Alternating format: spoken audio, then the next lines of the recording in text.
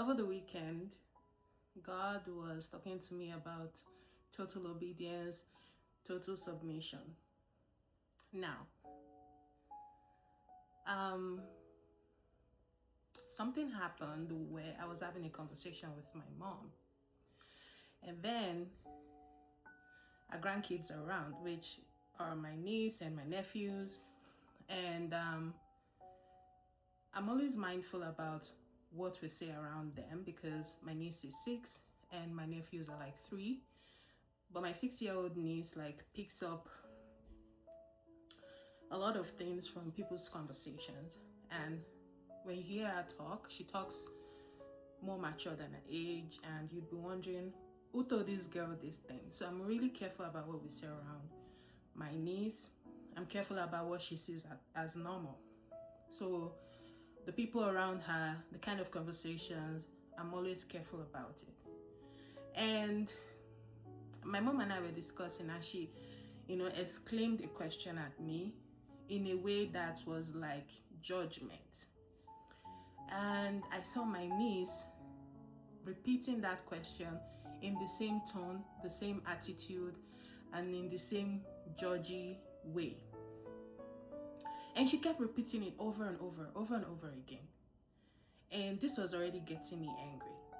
I was working on a validation testing at the time, and I was not so engaged in the conversation as much as I would because I was trying to concentrate on what I was doing.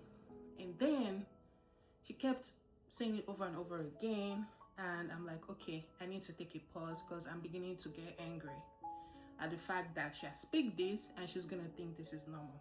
So I ended the call with my mom and completed my testing, and when I had time for myself, I decided to just sit down, take a pause, and reflect on what was going on at that moment and why I was getting angry.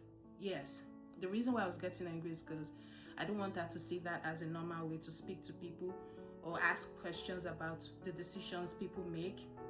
But at the same time, God told me, Ifeoma, take a pause and listen to what I want to teach you. And then I took a pause and I said, do you see how your niece, not even knowing what your mom's intentions were with the question she asked or the statement she made, she just kept repeating it? And I'm like, yeah. And then God said, that is the same way when I send my word to you or my people, I want them to just run with it. My mom had good intentions for what she said, but then the way she said it came out like she was judging. And I was about to address it, but God said, don't address it, just pause and listen. And then God said, your niece didn't even know what the intentions were.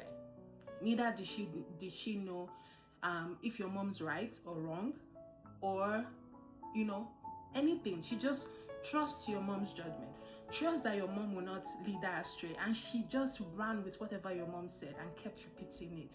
And he said, that's the kind of submission and obedience I want from you and my people.